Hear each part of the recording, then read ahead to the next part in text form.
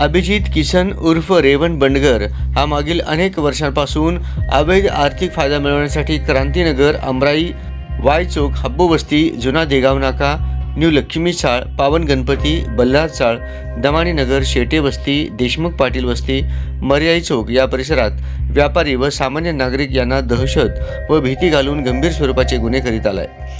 तो वर नमूद परिसरात घातक शस्त्र निशी फिरून मारहाण करणे, बेकायदेशीर जमाव जमवून दंगा करणे, खंडणी मागणे, खुनाचा प्रयत्न करणे, जबरी चोरी, घातक शस्त्राने मारहाण करणे, बेकायदेशीर सावकारी व्यवसाय करणे यासारखे गंभीर गुन्हे करत आहे। अशा प्रकारची गुन्हेगारी कारवाई करून अभिजित किसन उर्फ रेवण बंडगर यांनी परिसरात दहशत व भीती निर्माण करून सार्वजनिक सुव्यवस्थेस बाधा निर्माण केली आहे। अभिजित किसन उर्फ रेवण बंडगर याच्या विरुद्ध शहरातील फौजदार चावडी पोलीस ठाण्यास एकूण 4 गंभीर स्वरूपाचे गुन्हे दाखल असल्याच्या नोंदी आहेत।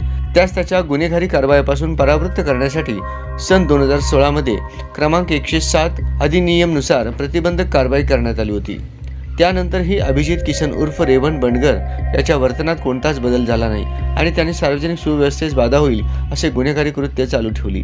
त्यामुळे त्याचे गुन्हेगारी कृत्यास वेळीच प्रतिबंध करण्यासाठी पोलीस आयुक्त सोलापूरचे डॉक्टर राजेंद्र माने यांनी त्यास दिनांक 12 डिसेंबर 2023 रोजी स्थानबद्ध आदेशाची बजावणी करून येरवडा कारागृह पुणे येथे दाखल करण्यासाठी रवानगी करण्यात आली आहे।